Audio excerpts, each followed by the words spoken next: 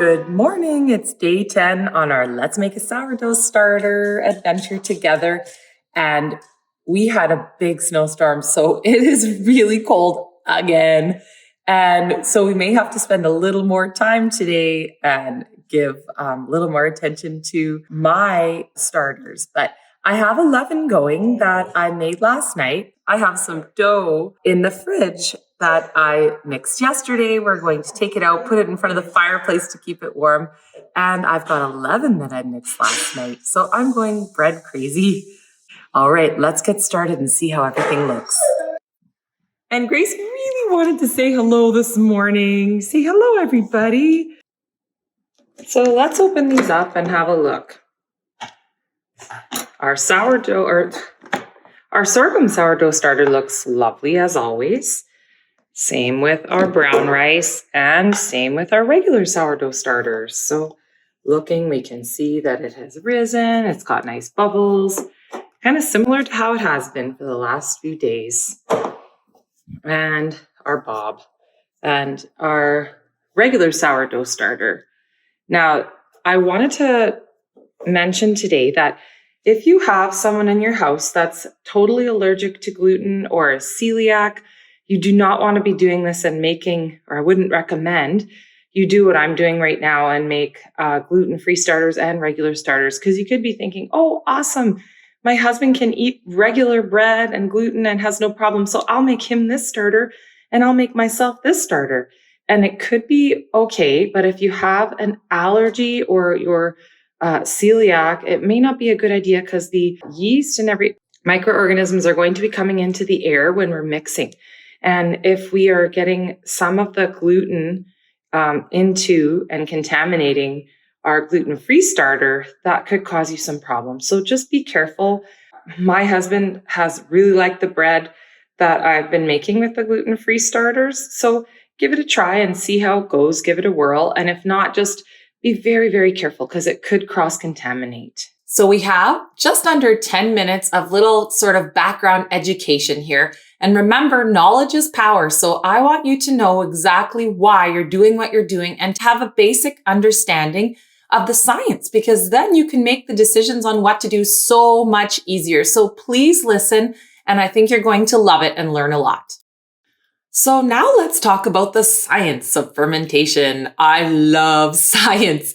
So obviously I love science and math. And so I want to make sure that you understand what's going on, because all of this will help you when reading future formulas or recipes. So recipes are often called formulas for a reason with sourdough, because there's a lot of math involved. But don't worry, I'm going to make this so easy that you're going to think, wow, I can totally do this. So let's talk science. So we've already talked about that the bacteria that's present in our starter produces the acid as a byproduct of the fermentation process. So the acidity of the starter actually increases with time. We've talked about this already. The yeast is naturally present on the grains and it produces carbon dioxide as a byproduct of its fermentation. So, and they do not like acidic environments, so they start to die off as the acidity of the starter increases. So let's talk bulk fermentation. What does it mean? You're going to see the words bulk fermentation a lot in almost every sourdough formula you'll find. Bulk fermentation is also called the first rise, and it's the time that your dough is left to ferment in one single bulk mass. So it starts when you finish mixing and it ends when you shape your dough. During this time, your yeast is happily eating the sugars and producing carbon dioxide, which is causing your dough to rise. The temperature at which the bulk fermentation happens affects the time needed for the bulk fermentation, which is why the formulas always say, for example, between 2 and 4 hours. So we will talk a little bit more about the time later. Now, a cold ferment, also called a cold retard, happens after the bulk ferment and the shaping. It's not to further rise the dough. It develops the flavor, gives an ease to the scoring of your dough, and even allows you to sort of put your yeast to sleep so that you can bake at a later time. When you use a cold ferment, it gives a more sour taste to your dough and therefore to your bread. The bulk fermentation and the cold ferment are what I like to call the rest and chill. So the rest is the bulk fermentation time and the chill is the cold ferment. And kind of like me, you can work work, and skip the chill out time, but you can't skip the rest. Your body cannot work without rest. So I always think of it that way. It is the rest is the time that is absolutely necessary and the chill isn't. If you're like me, I'm a visual learner and an experiential learner. So I love Hendrik from the Bread Code. He explains the science so well. He's like me. He's a self-proclaimed science geek and just loves it. So let's watch his excellent visual explanation of what happens during the fermentation process, because all of this also applies to gluten-free sourdough. And Hendrik's site is just amazing. He's got amazing videos with all sorts of really cool scientific stuff that you should check out. Okay, so let's have a look and see Hendrik's explanation. He does such an excellent job. So we have a starter here, starter 1. The red line is indicating the acid. The blue line is indicating the dough volume. Let's first have a look at the acid. The acid inside of your sourdough is created by the bacteria. That's lactic acid and acetic acid. This is what gives the sourdough bread the sour taste. Now, a relatively sour starter could have a pH value of 3.9, for instance. Now, the dough volume, the inflation of your dough, is done by the yeast part of your sourdough. Over time, the acid is going to increase and then almost coming to a halt at some point. Now, the dough volume is also going to increase, but then at some point, it's going to decline again. This, for instance, happens when you're fermenting, and then suddenly your dough becomes very sticky. You're no longer able to manage it. Imagine tiny balloons that are inside of your dough. Those tiny balloons we have to inflate, and that's done by the yeast. When you inflated those balloons to the maximum, that's when you get that beautiful oven spring and a nice looking ear on your bread. Just to pause Hendrik a little bit here, when we use gluten-free dough, it is the exact same thing. So the yeast in your starter is also going to create or release carbon dioxide gas, which is then what inflates those sort of bubbles. That's what you call an open crumb, is when you have those bubbles that Hendrik was just talking about. So when people talk about sourdough and the open crumb, that's what they're talking about.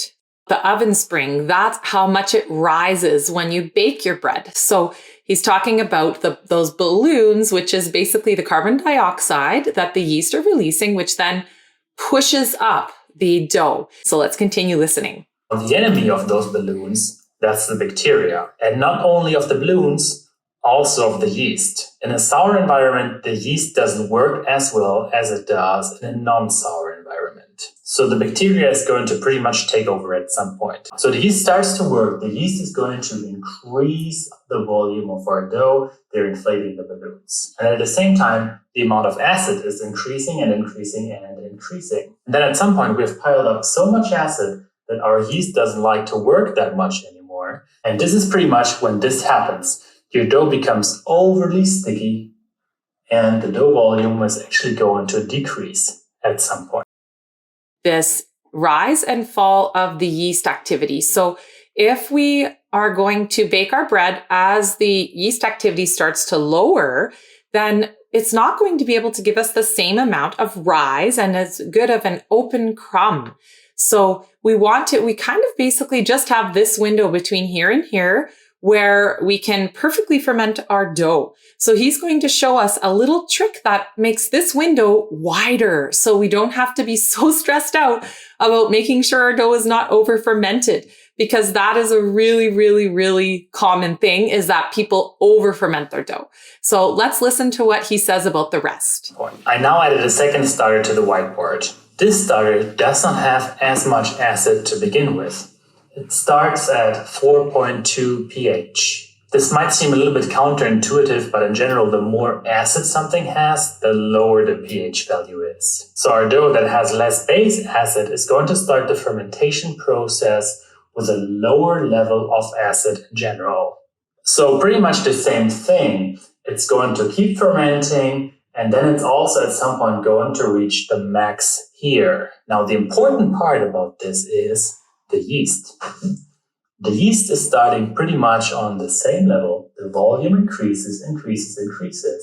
But here now, our dough has less acid. and our dough can continue fermenting more and we can inflate our dough more. Furthermore, we are delaying when we get into this danger zone. So by tweaking our starter, we have more volume and we don't run into over-fermentation that quickly. So here with Henrik's discovery of the lower base acidity, so that starter started off with less acid in it. And so the acid level is still going to increase due to the bacterial activity, the exact same.